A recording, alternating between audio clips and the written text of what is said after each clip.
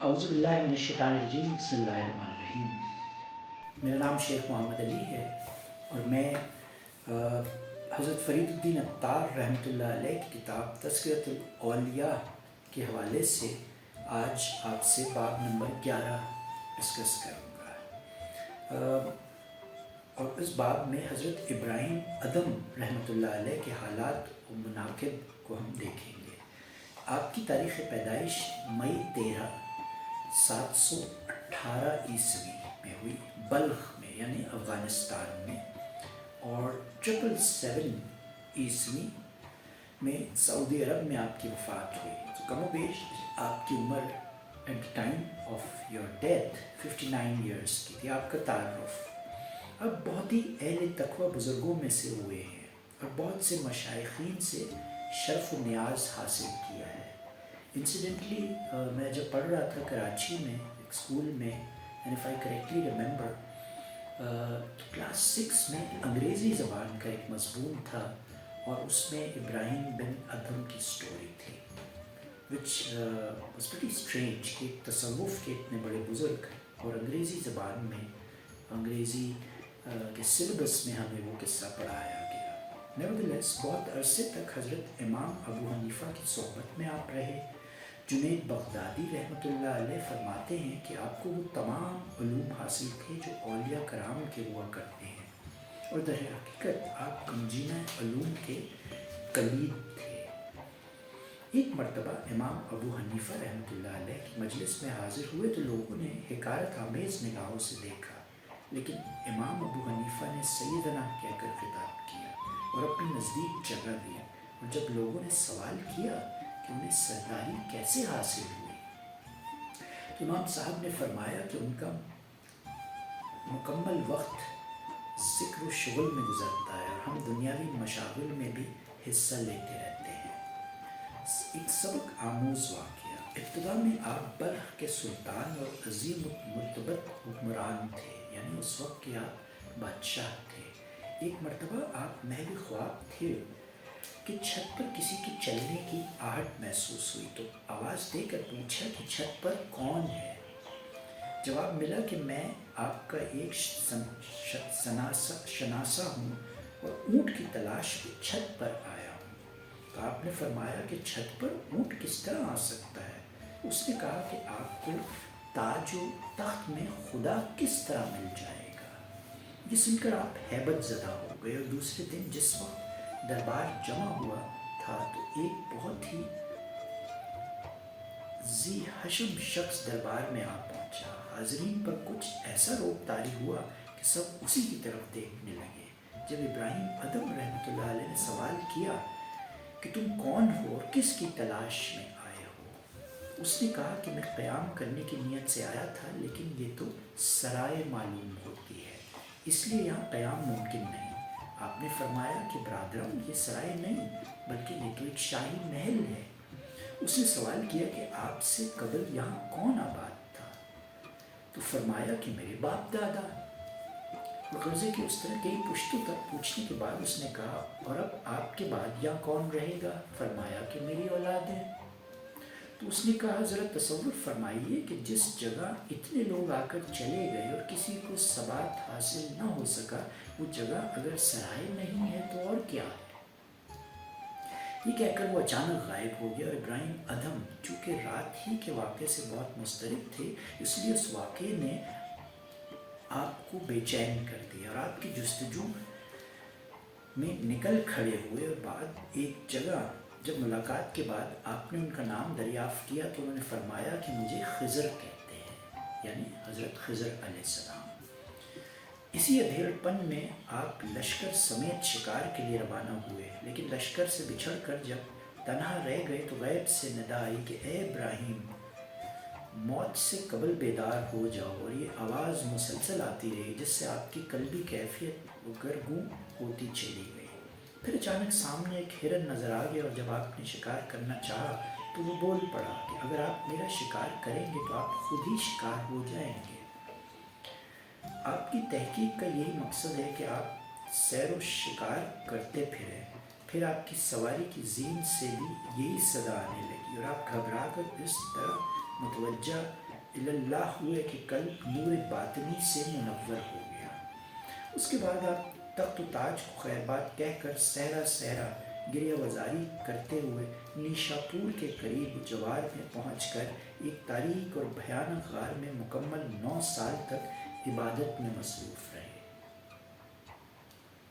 اور ہر جمعے کو لکڑیاں جمع کر کے فروخت کر دیتے اور جو کچھ ملتا آدھا راہ مولا میں دے دیتے اور باقی ماندہ رقم سے روٹی خرید کر نماز جمعہ ادا کرتے اور پھر ہفتہ بھر کے لیے غار میں چلے جاتے۔ اب امیجن کریں کہاں ایک بادشاہ وقت اور کہاں ایک 9 سال غار میں رہنا۔ تو سم ٹائمز ہمیں یہ مشکل سے ہضم ہوتی ہیں یہ سٹوریز، اور بظاہر ایسا لگتا ہے کہ یہ کوئی جھوٹ ہے، غلط بیانی ہے، لیکن ایسا نہیں ہے، یہ فیکٹ ہے۔ اور یہی وہ حکایتیں ہیں جو بڑے بوڑھے بزرگ اولیاء اللہ وقت در وقت ہمیں پشتوں سے سناتے چلے آ رہے ہیں۔ تو موسم سرما میں یک بستہ پانی کو جس نے برف کی شکل اختیار کر لی تھی توڑ کر نہائے اور پوری شب مشغول عبادت رہے، اور صبح کو جب ہلاکت آمیز سردی محسوس ہونے لگی تو آپ کو آگ کا خیال آیا، اور ابھی اسی خیال میں تھے کہ ایسا محسوس ہوا جیسے کسی نے پشت پر گرم پوستین ڈالی ہو، جس کی وجہ سے پرسکون نیند آ گئی، اور جب بیداری کے بعد دیکھا تو ایک بہت بڑا اژدہا تھا جس کی گرمی نے آپ کو سکون بخشا۔ یہ دیکھ کر آپ خوف زدہ ہو گئے اور اللہ تعالیٰ سے عرض کیا کہ تو نے اس کو میرے لیے وجہ سکون بنایا، لیکن اب یہ قبر کے روپ میں میرے سامنے ہے۔ یہ کہنا تھا کہ اژدہا پھن زمین پر مارتا ہوا غائب ہو گیا۔ جب عوام کو آپ کے مراتب کا صحیح اندازہ ہو گیا تو آپ نے اس غار کو خیر بات کہہ کر مکہ معظمہ کا رخ کیا۔ اس کے بعد ایک مرتبہ شیخ ابو سعید نے اس غار کی زیارت کر کے فرمایا کہ اگر یہ غار مشک سے لبریز کر دیا جاتا جب بھی اتنی خوشبو نہ ہوتی جتنی ایک بزرگ کے چند روز قیام سے موجود تھی۔ صحرائی سفر میں آپ کے ایک ایسے خدا رسیدہ بزرگ سے ملاقات ہوئی جس نے آپ کو اسم اعظم کی تعلیم دی، اور آپ ہمیشہ اسی اسم اعظم کے ذریعے اللہ تعالیٰ کو یاد کرتے رہتے۔ پھر اسی دوران آپ کی ملاقات جب حضرت خضر سے دوبارہ ہوئی تو انہوں نے فرمایا کہ جن بزرگ نے تمہیں اسم اعظم کی تعلیم دی وہ میرے بھائی الیاس ہیں۔ اس کے بعد آپ نے باقاعدہ طور پر حضرت خضر کی بیعت کی اور بلند مراتب تک پہنچے۔ پھر فرمایا کہ ایک مرتبہ میں بیابانوں کو چھانتا ہوا جب نواح عراق پہنچا تو میں نے ایسے 70 فقراء کو دیکھا جو راہ مولا میں اپنی جان نچھاور کر چکے تھے، لیکن ان میں ایک فرد ایسا باقی تھا جس میں زندگی کے کچھ آثار موجود تھے۔ اور جب میں نے اس واقعے کی نوعیت دریافت کی تو اس نے کہا کہ اے ابراہیم، اس محراب اور پانی کو جزو حیات بنا کر آ گئے، جان کی سعی نہ کرو ورنہ محجور ہو جاؤ گے، اور قربت کا تصور بھی چھوڑو ورنہ اذیت اٹھاؤ گے، کیونکہ کسی کی تاب و طاقت نہیں کہ سلامتی روی کی حالت میں گستاخی کا مرتکب ہو سکے، اور اس دوست سے ابھی ڈرتے رہو جو حاجیوں کو کفار روم کی مانند بذریعہ جنگ تحقیق کر دیتا ہے۔ اور ہم اس بیابان میں یہ عہد کر کے خدا کے سوا کسی سے سروکار نہ رکھیں گے، محض توکل اللہ کے سہارے مقیم ہو گئے۔ اور جب قطع مسافت کرتے ہوئے بیت اللہ کے قریب پہنچے تو حضرت خضر علیہ السلام نے شرف نیاز حاصل ہو گیا، اور ہم نے آپ کی ملاقات کو مبارک قال تصور کرتے ہوئے اپنے سعی کے برابر ہونے پر خدا کا شکر ادا کیا۔ لیکن اس وقت ندا آئی کہ اے عہد شکنو، اے فریب کارو، کیا تمہیں یہی عہد تھا کہ مجھ کو فراموش کر کے دوسروں سے رسم و رواج بڑھاؤ؟ سن لو کہ میں تمہیں اس جرم کی سزا میں موت کی گھاٹ اتاروں گا۔ چنانچہ ابراہیم ادم یہ تمام فوت شدہ لوگ اس کے قہر کا شکار ہو گئے، اور اگر تم بھی خیریت چاہتے ہو تو ایک قدم بھی آگے نہ بڑھانا۔ اور حضرت ابراہیم ادم رحمۃ اللہ علیہ نے حیرت زدہ ہو کر اس شخص سے پوچھا کہ تم کیسے زندہ بچ گئے؟ تو جواب دیا کہ ابھی نیم پختہ ہوں اور اب انہی کی طرح فنا ہو کر جان دینا چاہتا ہوں۔ یہ کہہ کر وہ بھی جاں بحق ہو گیا۔ آپ قطع مسافت کرتے اور گریہ وزاری فرماتے، مکمل 40 برس میں مکہ معظمہ پہنچے اور جب اہل حرم بزرگوں کو آپ کی آمد کی اطلاع ملی تو وہ برائے استقبال نکل کھڑے ہوئے، اور آپ نے اس شخص کے خوف سے کوئی شناخت نہ کر سکے خود کو قافلے سے جدا کر لیا، اور جب خادمان اہل حرم نے جو آگے تھے دریافت کیا کہ ابراہیم بن ادم کتنی دور ہیں، اس لیے کہ اہل حرم ان سے ناز حاصل کرنے آ رہے ہیں،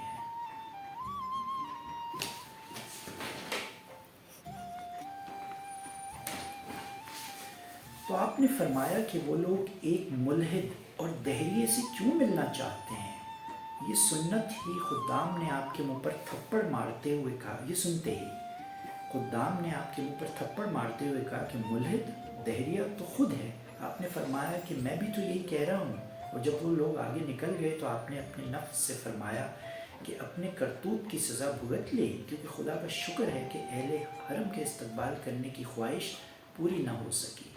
اور اس کے بعد جب لوگوں نے آپ کو شناخت کر لیا تو اس قدر عقیدت مند ہو گئے کہ آپ نے بھی وہیں سکونت اختیار کر لی، اور بے شمار افراد آپ کے ہاتھوں پر بیعت ہوئے، اور آپ کی حالت تھی کہ حصول رزق کے لیے بڑی مشقت کے ساتھ جنگل سے لکڑیاں لا کر فروخت کرتے اور کبھی کسی کے کھیت پر رکھوالی کا کام کر لیا کرتے تھے۔ جب آپ نے بلخ کی سلطنت کو خیر بات کہا تھا تو اس وقت آپ کا ایک بہت چھوٹا سا بچہ تھا۔ جب اس نے جوانی میں پوچھا کہ میرے والد کہاں ہیں تو والدہ نے پورا واقعہ بیان کرنے کے بعد بتایا کہ وہ تو اس وقت مکہ معظمہ میں مقیم ہے۔ اس کے بعد اس لڑکے نے پورے شہر میں منادی کروا دی کہ جو لوگ میرے ہمراہ سفر حج پر چلنا چاہیں میں ان کے پورے اخراجات برداشت کرنے کو تیار ہوں۔ یہ منادی سن کر تقریباً 4000 افراد چلنے پر تیار ہو گئے، جن کو لڑکا اپنے ہمراہ لے کر والد کے دیدار کی تمنا میں کعبۃ اللہ پہنچ گیا۔ اور جب اس نے مشائخین حرم سے اپنے والد کے متعلق دریافت کیا تو انہوں نے کہا کہ وہ ہمارے مرشد ہیں، اور اس وقت اس نیت سے جنگل میں لکڑیاں لینے گئے ہیں کہ فروخت کر کے اپنے اور ہمارے کھانے کا انتظام کر سکے۔ یہ سنتے ہی بیٹا جنگل کی جانب چل پڑا اور بوڑھے کو سر پر لکڑیوں کا بوجھ لاتے دیکھ کر فرمایا محبت سے بےتاب ہو گیا، لیکن بطور سعادت مندی اور ناواقفیت کے خاموشی کے ساتھ آپ کے پیچھے بازار تک پہنچ گیا، اور جب وہاں جا کر حضرت ابراہیم بن ادم رحمۃ اللہ علیہ نے آواز لگائی کہ کون ہے جو یہ پاکیزہ مال کے عوض پاکیزہ مال خریدے؟ یہ سن کر ایک شخص نے روٹیوں کے عوض میں لکڑیاں خرید لیں، جن کو آپ نے اپنے ارادت مندوں کے سامنے رکھ دیا اور خود نماز میں مشغول ہو گئے۔ آپ اپنے ارادت مندوں کو ہمیشہ یہ ہدایت فرمایا کرتے تھے کہ کبھی کسی عورت یا بے ریش لڑکے کو نہ دیکھنا، اور خصوصاً اس وقت بہت محتاط رہنا جب ایام حج کے دوران کثیر عورتیں اور بے ریش لڑکے جمع ہو جاتے ہیں، اور تمام افراد اس ہدایت کے پابند رہتے ہوئے آپ کے ہمراہ طواف میں شریک رہتے ہیں۔ لیکن ایک مرتبہ حالت طواف ہی میں آپ کا لڑکا سامنے آ گیا اور بے ساختہ آپ کی نگاہیں اس پر جم گئیں، اور فراغت طواف کے بعد آپ کی ارادت مندوں نے عرض کیا کہ اللہ آپ کے اوپر رحم فرمائے، آپ نے جس سے باز رہنے کی ہمیں ہدایت کی تھی اس میں آپ خود ہی ملوث ہو گئے۔ آپ اس کی وجہ بیان کر سکتے ہیں؟ آپ نے فرمایا کہ یہ بات تو تمہارے علم میں ہے ہی کہ جب میں نے بلخ کو خیر آباد کہا تھا تو اس وقت میرا چھوٹا سا ایک بچہ تھا، مجھے یقین ہے کہ یہی وہ بچہ ہے۔ پھر اگلے دن آپ کا ایک مرید جب بلخ کے قافلے کی تلاش کرتا ہوا وہاں پہنچا تو دیکھا کہ وہی لڑکا دیبا و حریر کے خیمے میں ایک کرسی پر بیٹھا تلاوت قرآن کر رہا ہے۔ جب اس نے آپ کے مرید سے آپ کے بارے دریافت کیا تو مرید نے سوال کیا کہ آپ کس کے صاحبزادے ہیں؟ یہ سنتے ہی اس لڑکے نے روتے ہوئے فرمایا کہ میں نے اپنے والد کو نہیں دیکھا، لیکن کل ایک بوڑھے لکڑہارے کو دیکھ کر محسوس ہوا کہ شاید ہی میرے والد ہوں گے، اور اگر میں ان سے کچھ پوچھ گچھ کرتا تو اندیشہ تھا کہ وہ فرار ہو جاتے، کیونکہ وہ گھر سے فرار ہیں، اور ان کا اسم گرامی ابراہیم بن ادم رحمۃ اللہ علیہ ہے۔ یہ سن کر مرید نے کہا چلیے میں ان سے آپ کی ملاقات کروا دوں، اور آپ ہمراہ آپ کی بیوی اور لڑکے کو لے کر بیت اللہ میں داخل ہو گیا، اور جس وقت بیوی اور بچے کی آپ پر نظر پڑی تو وہ فور محبت سے بےتابانہ دونوں لپٹ گئے اور روتے روتے بے ہوش سے ہو گئے۔ ہوش آنے کے بعد جب حضرت ابراہیم بن ادم نے پوچھا کہ تمہارا دین کیا ہے، لڑکے نے جواب دیا اسلام۔ پھر سوال کیا کہ تم نے قرآن کریم پڑھا ہے؟ تو لڑکے نے کہا جی ہاں۔ یہ سن کر فرمایا کہ الحمدللہ۔ اس کے بعد جب آپ کے جانے کے لیے اٹھے تو بیوی اور بچے نے اصرار کر کے آپ کو روک لیا، جس کے بعد آپ نے آسمان کی طرف چہرہ اٹھا کر کہا یا الہی اغثنی۔ یہ کہتے ہی آپ کے صاحبزادے زمین پر گر پڑے اور فوت ہو گئے۔ واہ!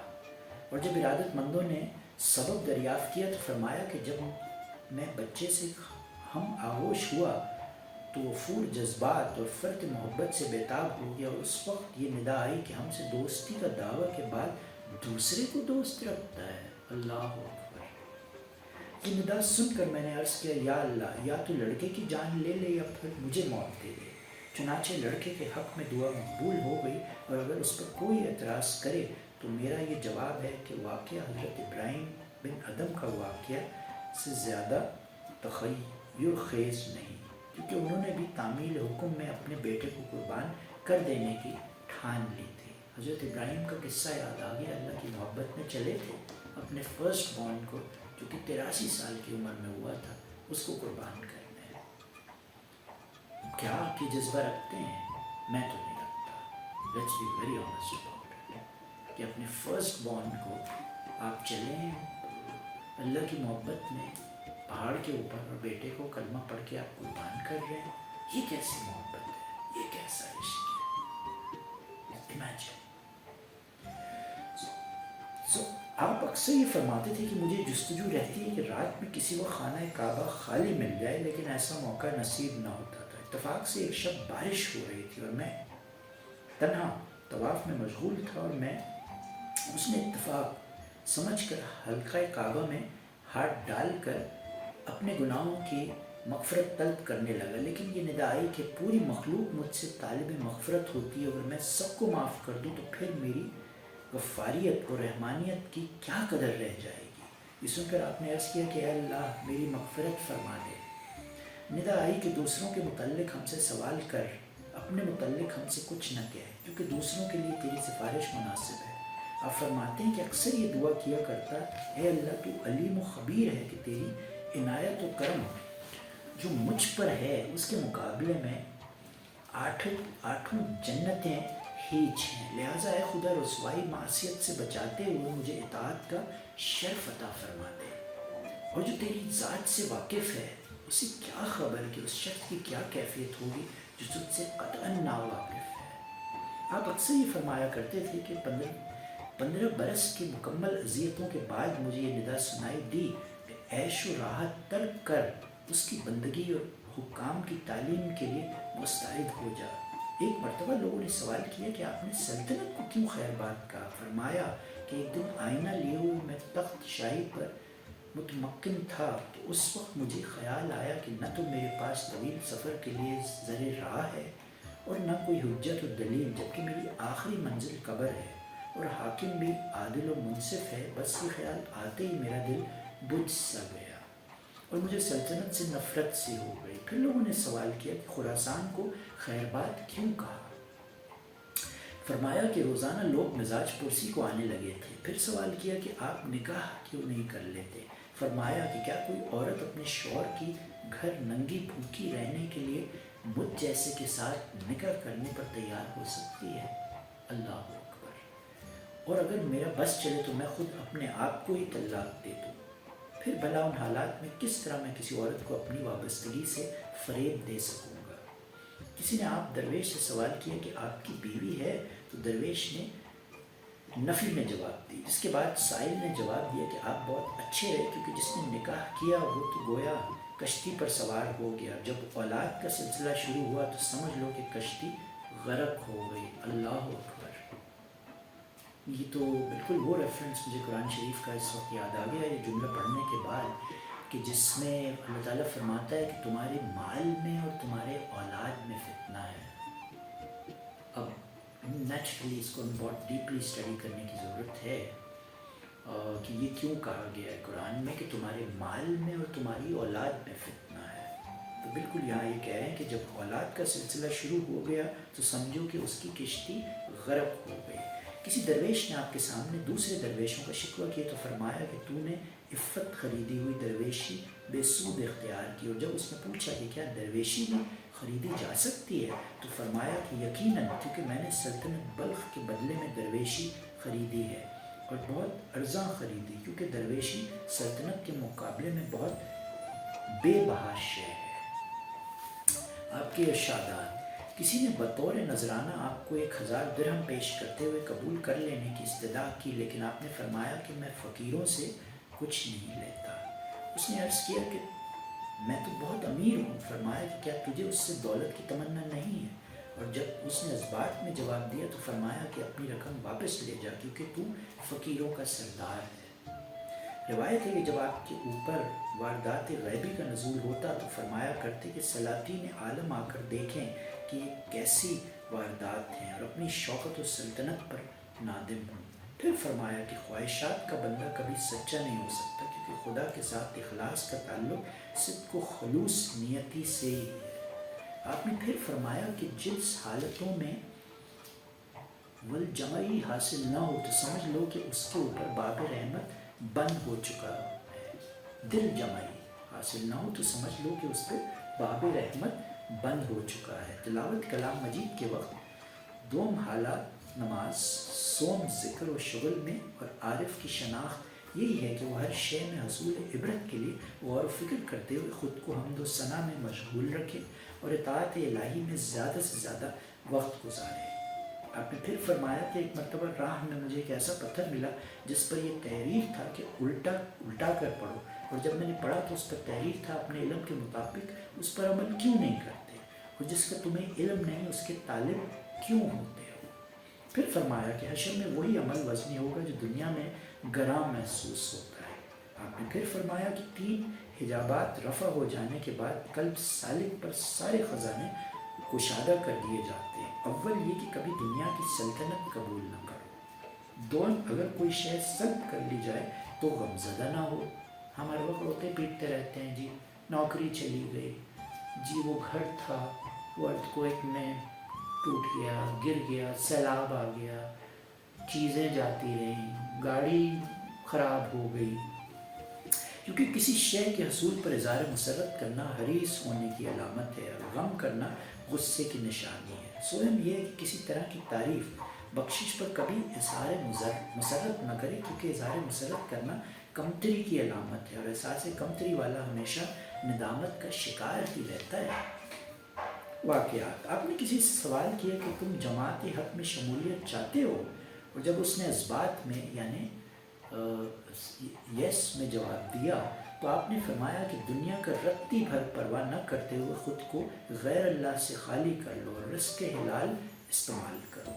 پھر فرمایا کہ صوم و صلاۃ اور جہاد و حج پر کسی کو جوان مردی کا مرتبہ اس وقت تک حاصل نہیں ہو سکتا جب تک وہ یہ محسوس نہ کرے کہ اس کی روزی کس قسم کی ہے، یعنی میری روزی حلال ہے یا حرام ہے۔ روایت ہے کہ کسی نے آپ سے ایک صاحب وجد اور عبادت ریاضت میں مشغول رہنے والے نوجوان کی بہت تعریف کی، چنانچہ اشتیاق کی ملاقات میں جب اس کے یہاں پہنچے تو اس نے آپ سے 3 یوم کے لیے اپنے گھر مہمان رہنے کی استدعا کی، اور جب آپ نے 3 یوم میں اس کے احوال کا مطالعہ کیا تو محسوس ہوا کہ اس کی جتنی تعریف سنی اس سے کہیں زیادہ بہتر ثابت ہوا ہے، اور یہ دیکھ کر آپ نے نادم ہو کر فرمایا کہ ہم اس قدر کاہل وجود ہیں اور یہ شب بیداری کرتا رہتا ہے۔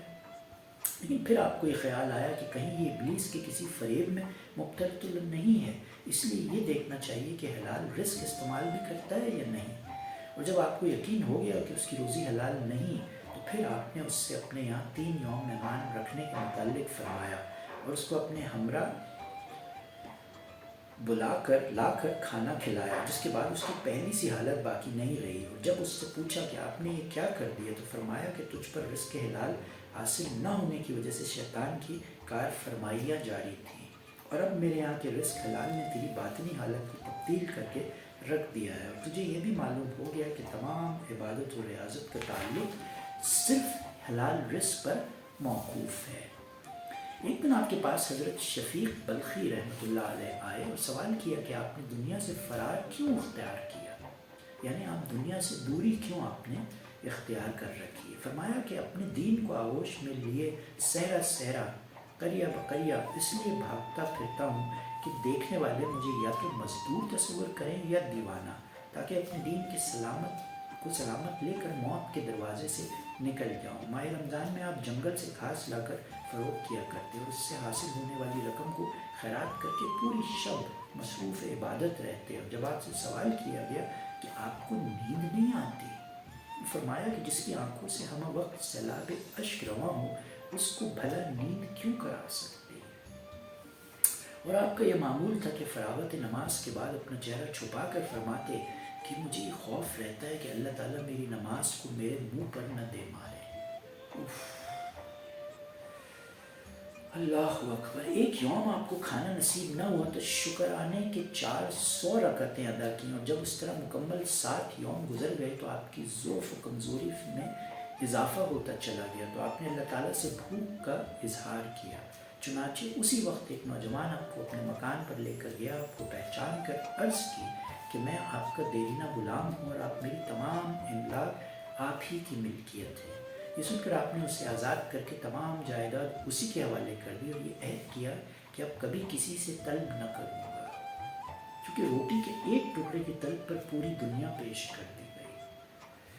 آپ اپنے ارادت مندوں کے ہمراہ آپ ایک مسجد میں قیام فرما ہوئے، اور جب رات کو تیز و تند سرد ہوائیں چلنے لگی تو آپ مسجد کا دروازہ روک کر کھڑے ہو گئے اور مریدین کے سوال پر فرمایا کہ میں تمہیں اذیت سے بچانے کے لیے کھڑا ہو گیا تاکہ تم سرد ہواؤں سے محفوظ رہ سکو۔ دوران سفر ایک مرتبہ آپ کے پاس زاد راہ ختم ہو گیا تو آپ نے 40 یوم مٹی کھا کر اس لیے گزار دیے کہ میری وجہ سے کسی کو زر راہ پیش کرنے کی زحمت نہ ہو۔ 40 یوم مٹی کھا کے گزارا کیا۔ اللہ اکبر۔ Difficult to believe, right? حضرت سہیل فرمایا کرتے تھے کہ میں ایک مرتبہ آپ کے ہمراہ اردن اور دوران سفر بیمار ہو گیا اور آپ کے پاس جو کچھ تھا وہ سب میری بیماری پر خرچ کر دیا، اور جب سب چیزیں ختم ہو گئیں تو اپنا خچر فروخت کر کے خرچ کیا، اور صحتیاب ہونے کے بعد جب میں نے خچر کے بارے میں دریافت کیا تو فرمایا کہ وہ تو میں نے فروخت کر دیا۔ پھر جب میں نے عرض کیا کہ سفر میں کس طرح کر سکوں گا تو فرمایا کہ میرے کاندھوں پر، اور آپ یقین کریں کہ مجھے اپنے کاندھوں پر بٹھا کر 3 منزل تک سفر کیا۔ ایک روایت میں ہے کہ جب آپ کے پاس کھانے کا کچھ باقی نہ رہا تو مسلسل 15 یوم تک ریت کھا کر گزر ہوئے، اور آپ فرمایا کرتے تھے کہ میں نے کبھی مکہ معظمہ میں اس لیے کوئی پھل نہیں خریدا کہ وہاں کی بیشتر زمینیں فوجیوں نے خرید رکھی تھیں۔ آپ فرماتے ہیں کہ میں نے بے شمار حج کرنے کے بعد بھی محض اس خوف سے کبھی زمزم نہیں پیا کہ اس کو پر حکومت کا ڈول رہتا ہے۔ آپ کو دن بھر کی مزدوری کے بعد جو رقم ملتی وہ سب اپنے ارادت مندوں میں صرف کر دیتے، اور ایک رات جب آپ کو آنے میں بہت تاخیر ہو گئی تو اس تصور سے کہ شاید اب آپ نہ آئیں، سب مریدین کھانا کھا کر سو گئے، اور آپ نے واپسی پر سب کو محوی خواب دیکھ کر یہ خیال کیا کہ شاید یہ سب بھوکے ہی سو گئے ہیں۔ چنانچہ آپ آٹا لے کر آئے اور آگ روشن کرنے میں مصروف ہو گئے۔ اتفاق سے اس وقت ایک مرید بیدار ہو گیا اور سوال کیا کہ آپ یہ مصیبت کیوں برداشت کر رہے ہیں؟ تو فرمایا کہ مجھے خیال آیا کہ شاید تم لوگ بغیر کھائے سو گئے ہو، اس لیے کھانے کی تیاری میں مصروف ہوں۔ یہ سن کر مرید کو بے حد ندامت ہوئی اور دوسرے مرید سے کہنے لگا کہ ہم سب تو آپ کی آمد میں تاخیر کی وجہ سے نہ جانے کن شکوک و شبہات میں مبتلا تھے، اور آپ ہمارے متعلق کتنی اذیت برداشت کر رہے ہیں۔ اگر کوئی آپ کی معیت اختیار کرنا چاہتا تو آپ اس کے سامنے 3 شرطیں پیش فرماتے۔ اول یہ کہ میں سب کا خادم بنا کر رہوں گا، دوم اذان بھی میں خود دیا کروں گا، سویم جو شے مجھے میسر ہوگی وہ سب کو مساوی تقسیم کر دیا کروں گا۔ جب ایک شخص نے کہا کہ میں ان شرائط کی پابندی نہیں کر سکتا تو فرمایا مجھے تیری صداقت پر حیرت ہے۔ ایک شخص برسوں آپ کی صحبت میں رہ کر جب واپس جانے لگا تو عرض کیا کہ اگر کچھ خامیاں یا برائیاں آپ نے میرے اندر دیکھی ہوں تو مجھے اطلاع فرما دیجیے تاکہ میں ان کے ازالے کی صحیح کرتا رہوں۔ فرمایا کہ میں نے تمہیں سدا نظر محبت سے دیکھا ہے، ایوب پر صرف دشمن کی نظر ہوتی ہے۔ ایک دن کوئی مزدور دن بھر کی ناکامی کے بعد جب گھر کی طرف چلا تو خیال آیا کہ آج اہل و عیال کو کیا جواب دوں گا۔ اسی عالم میں سر راہ اس کی ملاقات حضرت ابراہیم بن ادم رحمۃ اللہ علیہ سے ہو گئی، اور اس نے عرض کیا کہ مجھے آپ کی حالت پر صرف اس لیے رشک آتا ہے کہ آپ تو آسودہ مطمئن ہیں، لیکن میں شب و روز مصائب میں مبتلا رہتا ہوں، پریشانیوں میں، فکروں میں۔ آپ نے فرمایا کہ آج تک کی عبادت صدقات میں تجھے نظر کرتا ہوں، اور تو صرف آج کی پریشانیاں مجھے عطا فرما دے۔ واہ واہ! خلیفہ معظم باللہ نے جب آپ سے آپ کی مصروفیات کے متعلق سوال کیا تو فرمایا کہ میں نے دنیا و آخرت ان کی طلبگاروں کے لیے وقف کر کے اپنے لیے آخرت میں صرف دیدار الہی کو منتخب کر لیا ہے۔ پھر جب کسی اور نے آپ سے یہی سوال کیا تو فرمایا کہ اللہ تعالیٰ کے کارندوں کو کسی سے بھی کام کی حاجت نہیں رہتی۔ ایک مرتبہ حجام آپ کا خط بنا رہا تھا کہ کسی نے عرض کیا کہ اس کو کچھ معاوضہ دے دیجئے گا، چنانچہ آپ نے ایک تھیلی اٹھا کر اسے دے دی، لیکن اس وقت اتفاق سے ایک سائل آ گیا اور حجام نے وہ تھیلی اسے دے دی۔ یہ دیکھ کر آپ نے فرمایا کہ اس میں تو سونا اور اشرفیاں بھری ہوئی تھی۔ اس نے کہا کہ اس کا علم تو مجھے بھی ہے، اور یہ بھی معلوم ہے کہ انسان دل سے غنی ہوتا ہے، نہ کہ دولت سے، لیکن میں جس کی راہ میں لٹاتا ہوں اس سے آپ ناواقف ہیں۔ آپ فرماتے ہیں کہ اس کا یہ جملہ سن کر مجھے بے حد ندامت ہوئی، اور میں نے نفس سے کہا کہ جیسا تو نے کیا ویسی ہی سزا مل گئی۔ لوگوں نے جب آپ سے یہ سوال کیا کہ کیا حالت فقر میں آپ کو کبھی مسرت حاصل ہوئی، تو آپ نے فرمایا کہ بہت مرتبہ، اور ایک مرتبہ میں کثیف کپڑوں میں اور بڑے ہوئے بالوں کی حالت میں کشتی پر سوار ہو گیا، اور اہل کشتی میرا مذاق اڑانے لگے، حتیٰ کہ ایک مسخرہ بار بار میرے بال نوچتا اور گھونسے مارتا رہا۔ چنانچہ اس وقت مجھے اپنے نفس کی رسوائی سے بے حد مسرت ہوئی۔ سوچیں، اپنے وقت کا ولی، کسی دور کا بادشاہ، اور ان کی سوچ دیکھیں۔ پھر اسی دوران دریا میں طوفان آ گیا، اور ملاح نے کہا کہ اس دیوانے کو دریا میں پھینک دو، اور جب لوگوں نے میرا کان پکڑ کر پھینکنا چاہا تو طوفان ٹھہر گیا، اور مجھے ذلت پر بے حد خوشی ہوئی۔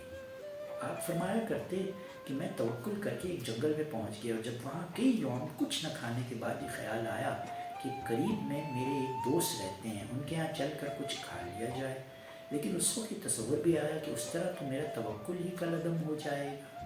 تو ایک مسجد میں پہنچ کر یہ کلمہ ورد کرنا شروع کر دیا، وَتَوَكَّلْتُ عَلَى الَّذِي لَا يَمُوتُ، یعنی میرا توکل اسی پر ہے جو زندہ اور کبھی بھی نہیں مرے گا۔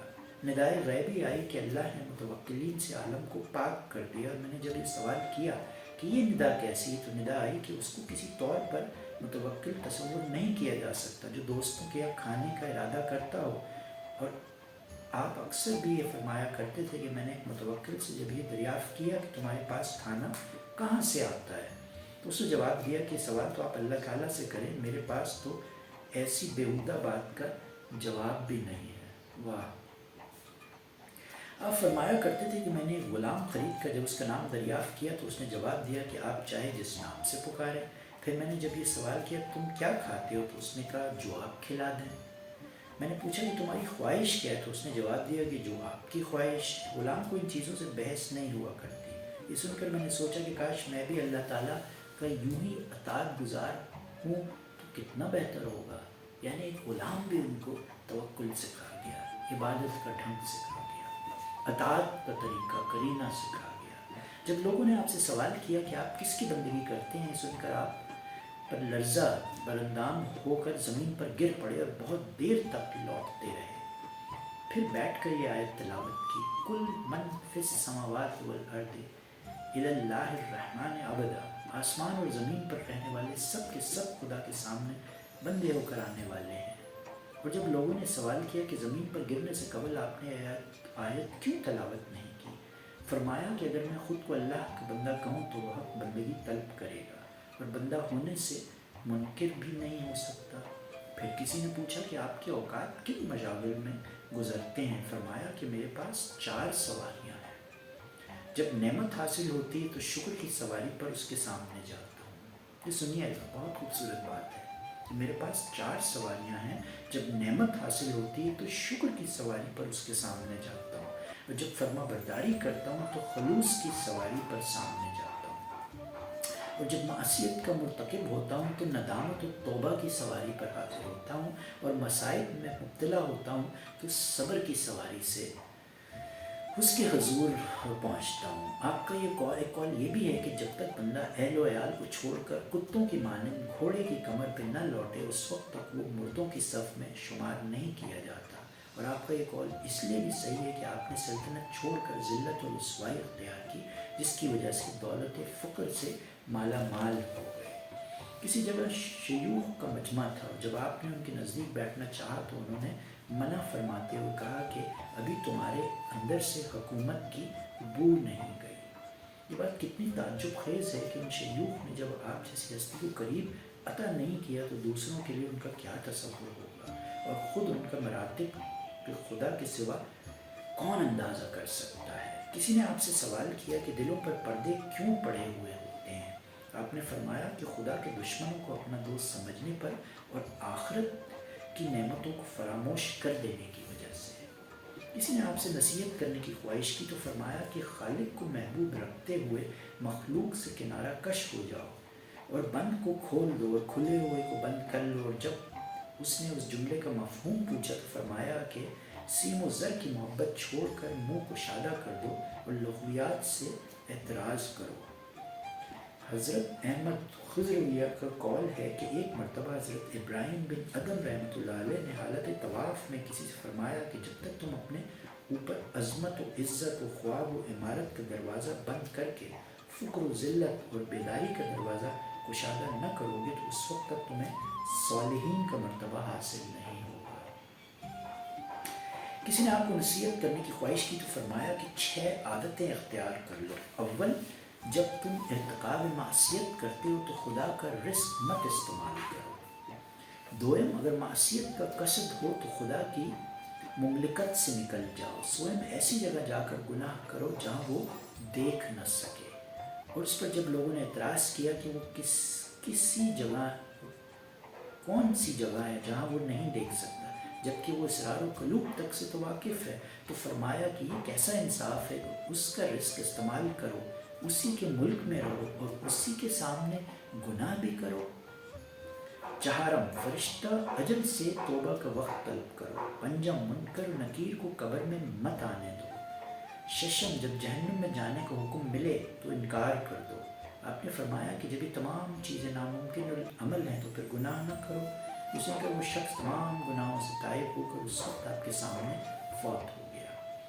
جب لوگوں نے آپ سے دعاؤں کی عدم قبولیت کی شکایت کی تو فرمایا کہ تم خدا کو پہچانتے ہوئے بھی اس کی اطاعت سے گریزاں ہو اور اس کے قرآن اور رسول سے واقف ہوتے ہوئے بھی ان احکام پر عمل پیرا نہیں ہوتے، اور اس کا رزق کھا کر بھی اس کا شکر نہیں بجا لاتے، جنت میں جانے اور جہنم سے نجات پانے کا انتظام نہیں کرتے، ماں باپ کو دفن کر کے بھی عبرت حاصل نہیں کرتے، ابلیس کو غنیم جانتے ہوئے بھی اس سے معاونت نہیں کرتے، موت کی آمد کا یقین رکھتے ہوئے اس سے بے خبر ہوا، اپنے عیوب سے واقف ہوتے ہوئے بھی دوسروں کی عیب جوئی کرتے رہتے۔ پھر بھلا خود سوچو کہ ایسے لوگوں کی دعائیں کیسے قبولیت حاصل کر سکتی ہیں۔ وہ رونگٹے کھڑے ہو رہے ہیں میرے یہ پڑھ کے۔ ایک مرتبہ کسی نے پوچھا کہ فاقہ کش انسان کیا کرے؟ فرمایا کہ نادم مرگ صبر سے کام لے تاکہ قاتل سے خون بہا لیا جا سکے۔ پھر کسی نے عرض کیا کہ آج کل گوشت بہت گراں ہو گیا ہے، فرمایا کہ کھانا ترک کر دو اور اپنے آپ ارزاں ہو جائے گا۔ ایک مرتبہ آپ بوسیدہ لباس میں حمام کے اندر جانے لگے تو لوگوں نے آپ کو روک دیا اور آپ نے عالم جذب میں فرمایا کہ غریب کو ابلیس کے گھر میں داخلے کی اجازت نہیں، تو بغیر بندگی کے کوئی خدا کے گھر میں کیوں داخل ہو سکتا ہے؟ سفر حج کے دوران آپ کو کھانا میسر نہ آیا تو ابلیس نے سامنے آ کر کہا کہ سلطنت چھوڑ کر سوائے فاقہ کشی کے اور کیا ملا؟ اس وقت آپ نے اللہ تعالیٰ سے عرض کیا کہ غنیم کو دوست کے پیچھے کیوں لگا دیا؟ ندا آئی کہ تمہاری جیب میں جو چیز ہے اسے پھینک دو کہ تمہیں اس کا راز معلوم ہو جائے۔ چنانچہ جب آپ نے جیب میں ہاتھ ڈالا تو تھوڑی سی چاندی برآمد ہوئی، وہ پھینکتے ہی ابلیس رفو چکر ہو گیا۔ ہاں، تو ایک مرتبہ کھجوریں چننے پہنچے تو جب آپ کا دامن بھر جاتا تو لوگ چھین لیتے، اور 40 مرتبہ آپ کے ساتھ یہی سلوک کیا گیا، لیکن 41ویں مرتبہ کسی نے نہیں چھینی، اور غیب سے ندا آئی کہ 40 بار کی سزا اس لیے دی گئی کہ تمہاری حکومت میں 4 پہرے دار زرعی شمشیروں سے مرزا تمہارے آگے آگے چلا کرتے تھے۔ پھر فرمایا ایک مرتبہ مجھے ایک باغ کار کھولا رکھوالا مقرر کر دیا گیا۔ جس نے تقرر کیا تھا اس نے ایک دن آ کر کہا کہ میرے لیے شیریں انار توڑ کر لاؤ۔ چنانچہ میں نے جتنے بھی انار اس کو پیش کیے وہ سب کے سب ترش نکلے۔ اس نے کہا کہ تمہیں آج تک انار کی شناخت نہیں ہو سکی۔ میں نے کہا کہ مجھے نگرانی پر مقرر کیا گیا ہے، نہ کہ کھانے کے لیے۔ یہ سن کر باغ کے مالک نے کہا کہ معلوم ہوتا ہے تو ابراہیم بن ادم ہے۔ یہ سنتے ہی آپ وہاں سے نامعلوم سمت کی جانب چلے گئے، کیونکہ آپ کا راز اس پہ افشاں ہو گیا تھا۔ آپ فرمایا کرتے تھے کہ ایک مرتبہ حضرت جبرائیل کو خواب میں دیکھا کہ کوئی کتاب ہی بغل میں دبائے ہوئے ہیں، اور میرے سوال کے جواب میں فرمایا میں اس میں اللہ کے دوستوں کے نام درج کرتا رہتا ہوں۔ پھر میں نے پوچھا کہ کیا اس میں میرا نام بھی شامل ہے؟ فرمایا کہ تمہارا شمار خدا کے دوستوں میں نہیں ہوتا۔ اللہ اکبر۔ میں نے عرض کیا کہ اس کے دوستوں کا دوست تو ضرور ہوں گا۔ یہ سن کر وہ کچھ ساکت رہے۔ پھر فرمایا کہ من جانب اللہ نے حکم ملا ہے کہ سب سے پہلے تمہارے نام درج کروں، اس کے بعد دوسروں کو، کیونکہ اس راستے میں مایوسی کے بعد ہی امید ہوتی ہے۔ او خدایا، امیجن جس بزرگ ہستی کا میں ذکر کر رہا ہوں ان کا یہ حالت ہے ان کی، اور وہ جبرائیل سے گوش گزار کرتے کہ کیا میرا اللہ کے دوستوں میں نام شامل ہے؟ تو حضرت جبرائیل فرماتے ہیں کہ نہیں، اور پھر پوچھتے ہیں کہ کیا ان کے دوستوں میں شامل ہے؟ تو پھر ان کے تکرار پہ، ان کے استدعا پہ ان کو شامل کر لیا جاتا ہے۔ کس لیول کے بزرگ! آپ فرمایا کرتے تھے کہ میں ایک رات بیت المقدس میں مقیم تھا، اور اس خوف سے کہ کہیں وہاں خدام باہر نہ نکال دے چٹائی لپیٹ کر بیٹھ گیا، اور ابھی ایک تہائی رات باقی تھی کہ دروازہ خود بخود کھلا اور ایک بزرگ 40 افراد کے ہمراہ تشریف لائے، اور تمام حضرات ٹاٹ کے لباس میں ملبوس تھے۔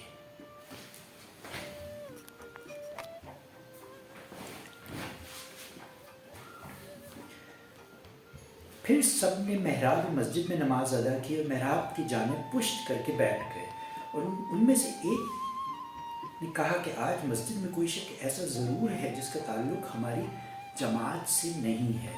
یہ سن کر ان بزرگ نے فرمایا کہ وہ ابراہیم بن ادم ہیں جن کو 40 راتیں عبادت کرتے گزر گئی لیکن کوئی لذت حاصل نہ کر سکے۔ آپ کہتے ہیں کہ سن کر چٹائی سے نکل آیا اور عرض کیا کہ اگر ریاضت کا یہی مفہوم ہے تو آج سے میں بھی آپ کی جماعت میں شامل ہونا چاہتا ہوں۔ ایک مرتبہ آپ سفر کر رہے تھے اور راستے میں ایک سپاہی مل گیا، اس نے جب آپ کا نام پوچھا تو آپ نے قبرستان کی طرف اشارہ کیا۔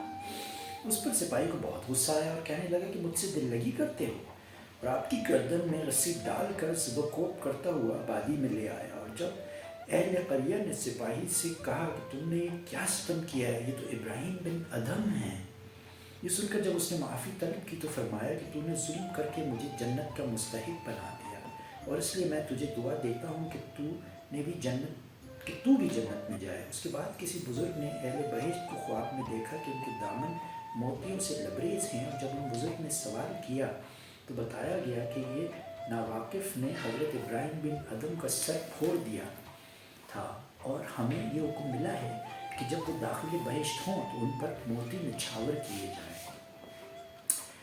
ایک مجذوب قسم کا شخص پراگندہ حال اور چہرہ غبار آلود آپ کے سامنے آ گیا تو آپ نے اپنے ہاتھوں سے اس کا منہ دھویا اور فرمایا کہ جو ذکر الہی کا منظر ہو اس کو پراگندہ نہ ہونا چاہیے۔ اور جب اس مجذوب کو کچھ ہوش آیا تو لوگوں نے پورا واقعہ اس سے بیان کیا، جس کو سن کر اس نے توبہ کر لی۔ پھر آپ نے خواب میں دیکھا کہ کوئی یہ کہہ رہا ہے کہ تم نے محض خدا کے واسطے سے ایک مجذوب کا منہ دھویا، اس لیے اللہ نے تمہارا قلب دھو ڈالا۔ حضرت محمد مبارک صوفی کہتے ہیں کہ ایک مرتبہ میں نے آپ کی ہمراہ بیت المقدس کے سفر میں دوپہر کے وقت ایک انار کے درخت کے نیچے نماز ادا کی۔ اس وقت درخت میں سے ندا آئی کہ میرا پھل کھا کر عزت افزائی کی جائے، چنانچہ آپ نے 2 انار توڑ کر ایک مجھے دیا اور ایک خود کھا لیا۔ لیکن اس وقت وہ درخت بھی چھوٹا تھا اور انار بھی ترش تھے، مگر جب ہم بیت المقدس سے واپس ہوئے تو بہت قداور ہو گیا تھا اور انار بھی بہت شیریں تھے اور سال میں 2 مرتبہ پھل دیتا تھا۔ اسی کرامت کی بنا پر اس درخت کو رومان العابدین کے نام سے موسوم کر دیا گیا۔ آپ کسی بزرگ